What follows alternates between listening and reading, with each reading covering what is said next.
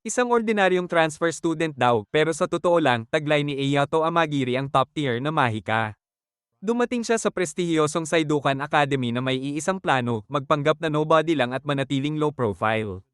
Sa kasamaang palad, ang kanyang matinding sister complex at kakaibang kakayahan sa pag-attract ng gulo ang agad sumire sa plano niya. Ilang minuto pa lang mula nang makarating siya, nakabangga na agad ni Eyato ang isa sa pinakamalalakas na dules sa campus. Na naging mitya ng sunod-sunod na pangyayari kung saan napansin siya ng mga kaaway, ng student council, at ng halos lahat ng mapanganib at makapangyarihang babae sa akademya. Sa isang tahimik na araw, may panyo na inanad ng hangin at nasalo ni Eyato. Habang inaalam niya kung kanino ito galing, ginamit niya ang kanyang inverse para ibalik ito sa may-ari, si Julius Alexia von Riesfeld, na noon ay nagbibihis papasok ng eskwela. Sa halip na itulak siya palabas ng bintana, simple lang ang hiling ni Alexia. Tumalikod muna siya. Akala ni Eyato ay hindi siya narinig, pero nagulat siya nang malaman na malinaw pala nitong narinig ang paliwanag niya tungkol sa panyo. Nang ibigay niya ito, naging emosyonal si Alexia at tila nakaramdam ng utang na loob hanggang sa bigla niyang pasabugin si Eyato, literal. Kahit nagulat si Alexia na nakaligtas siya sa atake, malinaw na hindi nito maaaring palampasin ang ginawa ni Eyato, ang pagpasok sa girls' dorm at ang di umano'y paninilip sa isang dalagang nagbibihis. Kahit paulit-ulit na ipinaliwanag ni Eyato na bagong estudyante lang siya, desidido si Alexia na tapusin ang usapin sa pamamagitan ng isang duelo. Lalong lumala ang sitwasyon nang bigyan si Eyato ng espada ng mga nanunood na sabik makakita ng laban. Matapos ipaliwanag ang mga patakaran, nagsimula ang duelo, at ikinagulat ng lahat na nagagawa ni Eyato na iwasan ang sunod-sunod at malulupit na atake ni Alexia ng halos walang hirap. Hindi pa rin sumuko si Alexia at pinakawalan ang mas malakas na atake, umaasang hindi na makakaligtas si Eyato, ngunit binasag niya ito gamit ang kanyang husay sa espada. Sa halip na kunin ang badge ni Alexia bilang tanda ng panalo, tumalon si Eyato palapit at itinumba siya sa lupa. Mabilis na naunawaan ni Alexia ang dahilan nito, ngunit todo protesta pa rin siya, lalo na nang mapansin niyang napipisil ni Eyato ang kanyang dibdib. Nagalit ang mga nanunood, lalo na ang mga tagahanga ni Alexia. Ngunit bago pa tuluyang lumala ang sitwasyon ay dumating ang Student Council President na si Claudia Enfield at agad na pinatigil ang lahat, lalo na't hindi pa opisyal na estudyante ng Saidukan si Eyato.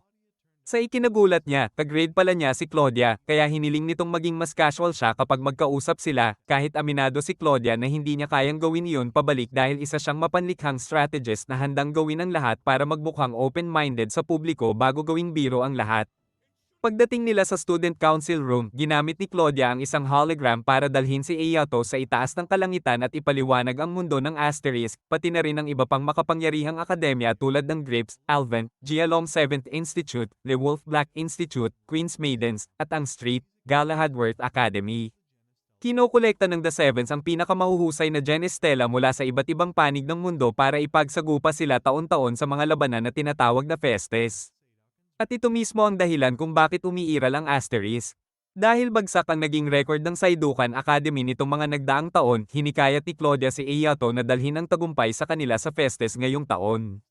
Lalong naging malinaw ang lahat ng ipaliwanag ni Eyato ang matindi niyang pangangailangang malaman ang kinaroroonan ng kanyang kapatid. May nakita siyang bakas ng isang hindi kilalang babaeng estudyante sa paaralan na agad niyang nakilala bilang kapatid niyang si Haruka Amagiri. Mas nakababahala pa rito ang presensya ng Server Este na nasa kanyang pag-aari, isang kilalang delikadong armas na pagmamay-ari ng Saidukan, ngunit ang huling naitalang datos ng paggamit nito ay 5 taon na ang nakalipas. Dahil dito, napagpasyahan ni Claudia na sa pinakamainam na sitwasyon ay wala na si Haruka sa akademya, na tinanggap naman ni Eyato dahil naroon siya para alamin kung ano ang gagawin niya sa sarili niyang buhay.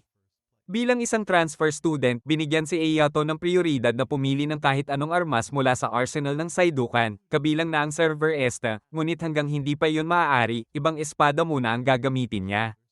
Tungkol naman sa mga papeles bilang transfer student, biglang niyakap ni Claudia si Eyato bago ibunyag na hindi pala niya kailangan ng kahit ano roon at nagsisinungaling lang siya dahil perpektong kandidato si Eyato para sa akademya at ginamit lamang iyon bilang paraan para mailabas siya sa duel. Matapos maayos ang lahat ng ito, ipinakilala si Eyato ng kanyang homeroom teacher na si Kyoko Yatsuhashi sa buong klase, kabilang si Julius Alexia von Riesfeld, na agad nag-init ang ulo nang tawagin silang magkapareha sa gulo dahil sa malinaw na dahilan. Pagkatapos ng klase, sinubukan ni Eyato na pahupain ang tensyon sa pagitan nila ni Alexia. Bilang tugon, nagpasalamat si Alexia sa pagliligtas niya kanina, pero nilinaw na wala siyang balak makipaglapit sa kanya.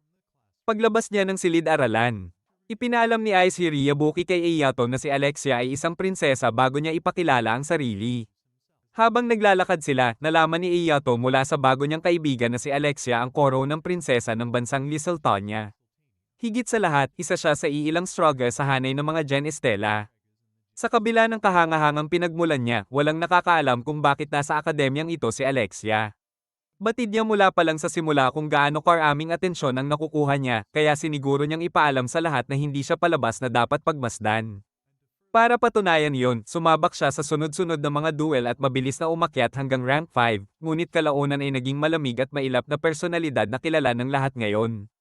Matapos ibalik ni Eyato ang espadang hiniram niya kay Yabuki at ipaliwanag kung paano niya agad nakilala iyon sa gitna ng karamihan. Napansin ng mga lalaki na napapalibutan si Alexia ng isang insecure na alpha wannabe na estudyanteng si Lester MacPhail kasama ang dalawang alipors niyang sina Randy Hook at Celeste Norman. Hindi ito tungkol sa galit ng mga tagahanga, kundi sa katotohanang gusto ni Lester na siya ang humamon kay Alexia, lalo na't nakipag-duel ito sa bagong estudyante.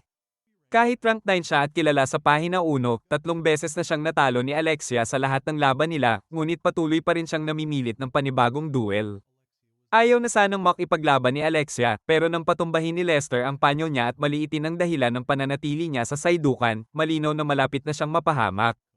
Habang nasasaksihan ni Eyato ang mga pangyayaring ito, bigla niyang naalala ang kanyang nakatatandang kapatid na si Haruka Amagiri, na minsang pinaalalahanan siya na mahigpit siyang ipinagbawal ng kanilang ama na lumaban dahil hindi pa niya kayang kontrolin ang kanyang kapangyarihan.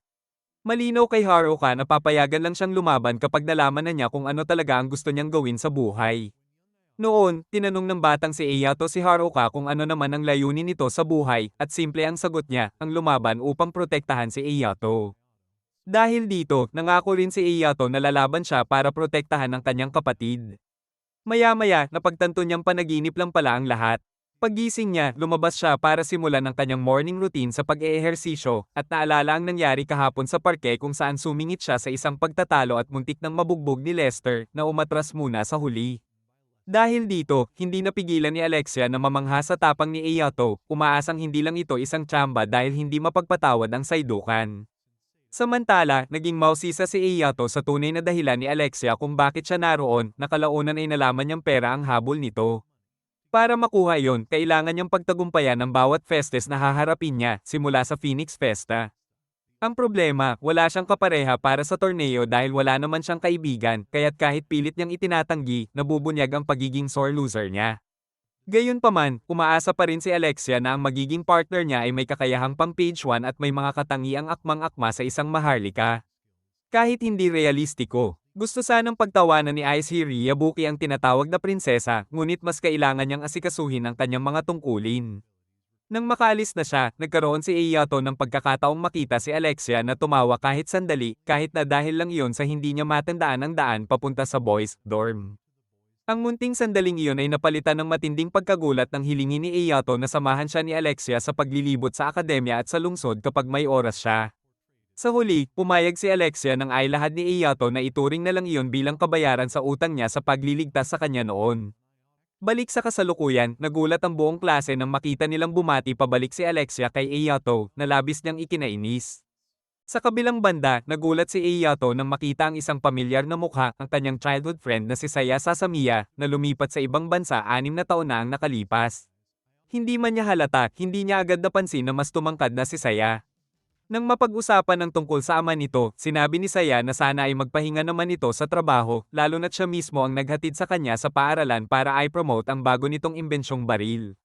Bagamat malinaw na may sarili ring dahilan si Saya sa pagpasok sa Saidukan, mas pinili niyang panatilihin itong lihim. Sa kabutihang palad para kay Yabuki na muntik ng pagbantaan dahil sa mga biro niya, dumating ang guro na si Kyoko Yatsuhashi upang pagsabihan si Saya dahil sa pagliban niya sa klase kahapon, kahit hindi rin masisisi si Saya dahil parang bihag siya ng sarili niyang kama.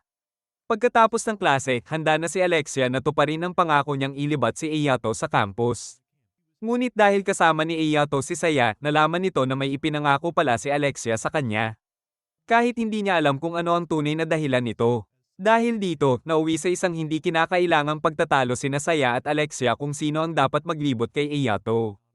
Habang sinusubukan ni Eyato na pakalmayan ng tensyon sa pagitan nina Jules, Alexia at Saya, dumating si Claudia at pabirong iminungkahi na ipakita ni Alexia ang akademya ng buong sigasig hindi lang para kay Eyato kundi pati kina Saya at Jules. Nang makita ni Claudia na walang interes ang dalawang babae na isama siya, agad siyang naging seryoso at ipinaalam kay Eyato na naka-schedule na kinabukasan ng kanyang weapon compatibility test kaya kailangan niyang pumirma ng ilang dokumento. Dahil sa pagiging palakaibigan ni Alexia kapag kaharap si Claudia, napaisip si Eyato kung magkaibigan lang ba talaga ang dalawa, na sinagot nila ng magkaibang sagot bago malamig na paalisin nina Alexia at Saya si Claudia. Bumalik sa usapan, napagpasyahan ni Eyato na mas mabuting sabay siyang ilibat nina Alexia at Saya, na kapwa naman nila sinang-ayunan. Habang naglilibot, napansin ni Alexia na hirap si Saya sa direksyon, kaya para maiwasan ang gulo ay minabuti ni Eyato na magpahinga muna silang tatlo. Nang umalis siya para kumuha ng inumin, sinamantala ni Saya ang pagkakataon para tanungin si Alexia tungkol kay Eyato at nauwi ito sa pagsisiwalat ng tunay na lakas na taglay niya. Bago pa man mauwi sa kaguluhan ng maayos na usapan, biglang inatake si Alexia ng parehong asasin noong nakaraang araw.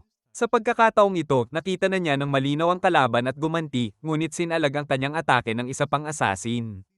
Ang hindi inaasahan ng mga ito ay ang biglaang pagganti ni Saya na agad nagpabagsak sa kanila. Nang ihinto ni Alexia ang labanan, saka naman bumalik si Eyato at nabigla sa pinsalang naganap lalo na sa kalagayan nina Alexia at Saya matapos silang mabasa ng husto. Nakarating ang balita kay Claudia. At kinabukasan ay sinubukan niyang imbestigahan ng insidente base sa ulat ni Eyato, ngunit nabigo siyang makakuha ng anumang impormasyon tungkol sa mga salarin na lalo pang pinahirap ng pagtanggi ni Alexia na makipagtulungan sa campus security. Bago pa maunawaan ni Eyato kung ano ang tunay na pinoprotektahan ni Alexia, ipinaalam sa kanya na dumating na siya sa Orgalox testing ground, kung saan naroon din sina Lester at Celes para sa parehong pagsusulit. Habang ipinapaliwanag ni Claudia ang proseso ng pagrenta ng Orgalox, napansin ni Eyato na pinili ni Lester ang server ESTA, ngunit kahit anong pilit niya ay hindi nito tinanggap si Lester, at sa halip ay lalo pang bumaba ang compatibility rate nito hanggang sa maging delikado ang sitwasyon. Sa biglang pag-atake ng server ESTA, ito mismo ang lumapit kay Eyato, ngunit nagawa niyang saluhin ang sandata at ipataw ang kanyang kalooban dito, nagtamo lamang ng maliit na gasgas sa likod ng kanyang kamay, kapalit ng napakataas na 77% compatibility rate. Kinagabihan, tinupad ni Eyato ang isang munting pabor na hiniling ni Claudia na pumunta sa kanyang tirahan, at pagdating niya roon nang walang kaalam-alam, nadatnan niya si Claudia na nakasuot lamang ng bathcape, habang nalalaman din niya na posible palang makakuha ng ganoon kalaking pribadong silid sa pamamagitan ng sipag at patuloy na pagsisikap.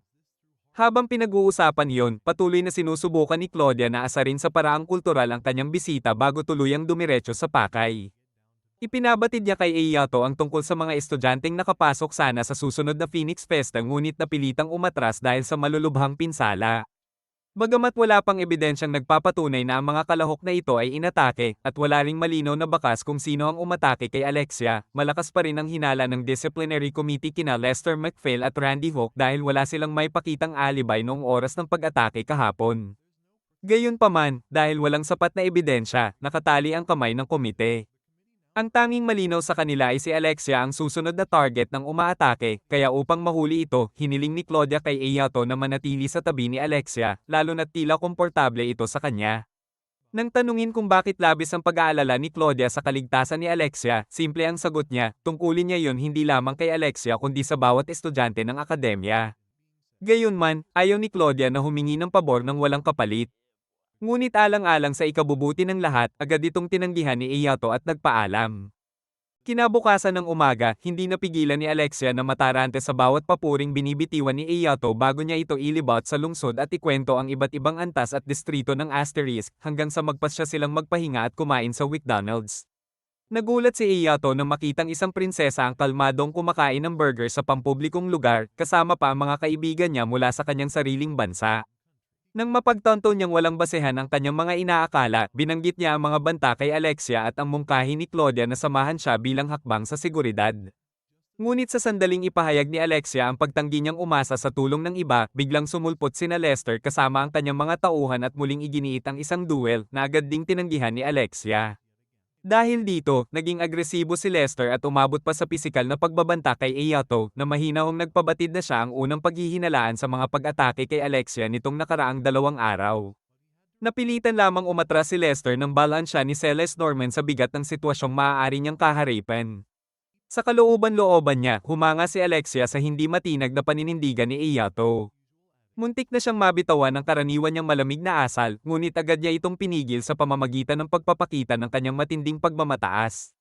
Habang naglalakad sila palabas ng kakahuyan, nasalubong nila ang mga estudyante mula sa LeWolf Black Institute na agad pumalibot kina Alexia at Iyato at inilagay sila sa alang-ineng sitwasyon.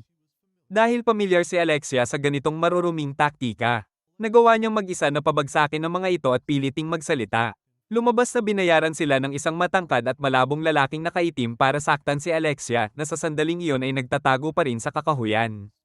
Ayaw palampasin ni Alexia ang pagkakataong mahuli ang umaatake, kaya agad siyang humabol gamit ang buong bilis, pasan si Iyato sa kanyang likuran upang masigurong ligtas siya. Ngunit sa gitna ng habulan, sabay-sabay silang inatake mula sa iba't ibang direksyon. Sa kabutihang palad, walang nasaktan sa kanila, bagamat nawasak ang core ng espada ni Iyato habang pinoprotektahan niya ang sarili. Matapos matiyak na ligtas silang pareho, napagpasyahan ni Alexia na mas mabuting gumugol pa siya ng mas maraming oras kasama si Iyato. Ang gabing iyon ang ginugol nila nang pumasok si Iyato sa silid ni Alexia. At kung iniisip kung hindi na pwedeng mas lumala pa ang sitwasyon, bigla siyang inutusan ni Alexia na maghubad. Ngunit bago pa lumipad ang imahinasyon, nilinaw ni Alexia na tatahiin lang niya ang damit ni Iyato bilang kabayaran sa pagliligtas niya muli sa kanya. Habang ginagawa niya yon, sinamantala ni Iyato ang pagkakataong tumingin-tingin sa silid at napansin niya ang isang litrato ni Alexia kasama ang mga kaibigan niya noong bata pa siya. Kahit halatang naiinis sa ginagawa niya, nagbukas ng kwento si Alexia at inamin na isa siyang tomboy noong bata pa na madalas tumatakas mula sa palasyong tinitirhan niya. Isang beses, naligaw siya sa isang eskinita at muntik nang mapahamak sa mga siga, ngunit iniligtas siya ng parehong mga batang babae na galing din sa palasyo. Kalaunan, nalaman ni Alexia na ang mga batang iyon ay nagmula sa slums at kasama niyang lumaki sa iisang ampunan. Kahit hindi niya kailanman sinabi sa kanila na isa siyang prinsesa, alam niyang batid iyon ng mga madre sa ampunan. Gayunpaman, hindi siya tumigil sa pagtakas roon upang makita at makasama ang mga ito. Ang ampunan mismo ay itinayo ng kanyang ina, ngunit nang pumanaw ito, naging lalong mahirap panatilihin ang operasyon nito dahil sa kakulangan ng pondo. Dahil dito, napagdesisyonan ni Alexia na pumasok sa akademya upang makakuha ng sapat na pondo para patuloy na mabuhay ang ampunan. Kahit isa siyang prinsesa, hindi siya basta makakahingi ng pondo sa isang quasi-independent na kaharian para sa isang welfare project na walang direktang kita. Wala na siyang ibang pagpipilian kundi pasukin ang maruming mundong ito kung saan ang mga estudyante ay pinagsasabong sa mga labanan na parang pustahang manok. Sa kabila ng katiwalian at labis na kaliawang bumabalot sa lungsod, nananatili pa rin ang asterisk bilang lungsod ng lahat ng pagnanasa. Matapos ipaliwanag ang tunay niyang dahilan sa pagpasok sa akademya, natapos ni Alexia ang pagtatahi sa damit ni Iyato. Bago siya umalis, naitanong ni Iyato ang pinagmulan ng panyaw na napag-alamang regalo pala iyon sa kanya noong kaarawan niya mula sa mga kaibigan niya sa ampunan ilang taon na ang nakalipas. Kinabukasan ng umaga, napansin ni Iyato na bumalik si Alexia sa dati niyang ugali ng pag-iwas sa iba, lalo na matapos magbasa ng isang liham. Dahil dito, nabahala siya. Dumating si Claudia upang alamin kung ano ang nangyayari kay Alexia, at doon nila napagtanto na malamang ay nakatanggap ito ng liham mula sa isang kalaban at patungo na sa itinakdang lugar. Sa sandaling iyon, inisip ni Iyato na nabigo siyang makuha ang tiwala ni Alexia, ngunit ipinaliwanag ni Claudia na ang dahilan kung bakit mag-isa itong umalis ay dahil nag-aalala ito sa kaligtasan ni Iyato. Ang salitang iyon ay nagpaalala sa kanya ng pangako ng kanyang kapatid na si Haruka na palagi siyang poprotektahan. Kaya agad siyang nagpasyang habulin si Alexia. Bilang suporta, ibinigay ni Claudia kay Iyato ang server Esta. Ngayon, nasa isang karera laban sa oras si Iyato upang iligtas si Alexia. Pagpasok niya sa isang abandonadong gusali, nasalag ni Alexia ang isang biglaang pag-atake bago niya ibunyag na ang utak sa likod ng mga pag-atake ay walang iba kundi si Celeste Norman. Nalaman niya ito matapos ang sinabi ni Iyato kay Lester upang pigilan itong mang-provoke sa kanya. Posible ring ang mismong paghamon ni Iyato kay Lester ang naging mitya para mabunyag ang buong plano. Sa sandaling sinimulan ni Celeste na banggitin ang kasunduan niya kay Alexia na umatras ito sa Phoenix Fest na kapalit ng kaligtasan ni Iyato, dumating si Lester na nagngangalit sa galit matapos marinig ang buong katotohanan. Mas lalo pang lumala ang sitwasyon nang malaman ni Lester na ginagawa pala ni Celeste ang lahat ng maruruming ito para sa ibang tao. At nang marinig niya ang palusot ni Celeste na lahat sa akademya ay kaaway lang, lalo pang nag-alab ang galit niya. Bago pa man niya maipakawala ang suntok laban sa traidor, biglang lumitaw ang isang lalaking nakaitim na balabal at sinalag ang atake ni Lester, kasunod ang dalawa pang manika ni Celes. Oo, literal na mga manika ang mga iyon na sa unang tingin ay mukhang walang laban sa signature move ni Lester. O iyon ang inakala niya dahil bigla silang muling gumalaw. Sinubukan niyang sugurin ang mga ito. Ngunit tinamaan siya ng bala mula sa dalawa pang manikang nakatago. Sa patuloy na pagdami ng mga manikang lumalapit kay Alexia at sa kalagayan ni Lester na halos wala ng kakayahang lumaban, naging lubhang delikado ang sitwasyon, lalo na't mag-isa lamang silang humaharap sa 128 na manika. Matapang na lumaban si Alexia, ngunit dahil sa dami ng kalaban at sa kakayahan ng mga manika na tiisin ang init at maging ang mga butas na atake, nauwi siya sa pagkakadaigan sa pader. Sa ikinagulat ni Celes, natukoy ni Alexia na ang Eldan ang nasa likod ng lahat dahil sila lamang ang may kakayahang mag-mass produce ng ganitong mga manika. Ngunit bago pa maibigay ang huling hampas kay Alexia, dumating si Iyato sa tamang oras para iligtas siya. Nang makalayo sila kahit paano, nagalit si Alexia dahil pinasok ni Iyato ang gulong wala naman daw siyang kinalaman. Ngunit ipinaliwanag ni Iyato na karapat-dapat si Alexia na maprotektahan gaya ng ginagawa niya para sa iba, kaya gusto niyang manatili sa tabi niya. Bago pa makasagot si Alexia, muling lumitaw si Celes kasama ang hukbo ng kanyang mga manika at agad na umatake, ngunit sa isang iglap ay nalipol ang lahat ng mga robot na ipinadala niya. Gayunpaman, hindi pa rin sumuko si Celes at tinawag ang natitirang bahagi ng kanyang walang awang hukbo upang tapusin sina Iyato at Alexia. Walang tigil ang pag-atake ng mga manika. Ngunit patuloy na naiiwasan ni Iyato ang mga ito ng halos walang hirap hanggang sa mabunyag niya ang mga teknik na ginagamit ni Celes upang kontrolin ang mga manika. Dahil sa galit at pagkadismaya, inutusan ni Celes ang mga makina na sabay-sabay umatake, ngunit nasaksihan na lamang niya ang ganap na pagkawasak ng kanyang hukbo. Sa huling tangkang baligtarin ang sitwasyon, ipinatawag ni Celes ang reyna ng mga manika, umaasang malulupig nito si Iyato sa laki at lakas nito. Ngunit nakaligtaan niya ang isang simpleng katotohanan. Habang mas malaki ang kalaban, mas malakas ang pagbagsak. At bumagsak nga ang higanteng manika ng napakalakas dahilan upang mapilitang tumakas si Celes. Ayaw palampasin ni Alexia ang pagkakataong tuluyang tapusin ang lahat kaya tinulungan niya si Iyato sa pamamagitan ng pagpapalipad sa kanya at agad nilang hinabol si Celes. Sa kasamaang palad para sa tumatakas, naghihintay na sa ibaba sina Claudia at ang buong disciplinary committee upang harapin siya ayon sa batas. Bagamat tapos na ang insidente, biglang nahirapan si Iyato sa paghinga dahil sa aura ng server este na mas matindi pa kaysa nung una niyang hinawakan ng isang Orgalox. Kalaunan, napagtanto niyang ang mga tanikalang pumipigil sa kanya ay isang sumpang inilagay ng kanyang kapatid na si Haruka noong bata pa siya upang silyuhan ang kanyang kapangyarihan bago ito tuluyang magpaalam. Pagmulat niya ng mata, natagpuan niya ang sarili sa isang payapang sandali habang si Alexia ay halatang panatag na ligtas siya. Napansin ni Alexia ang sumpang nakalapat kay Iyato at doon niya nalaman na gawa iyon ng kanyang kapatid na si Haruka. Sa kasamaang palad, hindi niya alam ang dahilan kung bakit pinigilan ni Haruka ang kapangyarihan ng kapatid nito, at pati si Iyato mismo ay walang kaalam-alam tungkol doon. Bukod dito, matapos ang maikling palitan ng salita na nauwi sa pamumula ni Alexia, napagkasundoan nilang dalawa na sumali sa Phoenix Festa bilang magkapareha. Samantala, habang payapa ang sandali ni na Iyato at Alexia, abala naman si Celes sa pagtakas hanggang sa siya ay masilo ni Claudia na lumalabas palang nakipagsabuatan kay Ice Hiri Yabuki upang pigain si Celes ng impormasyon kapalit ng isang utang na loob. Ang hindi nila alam, o sadyang binaliwala, ay matagal na pala silang minamanmanan ng dalawang babaeng nagtatrabaho para sa Ellen.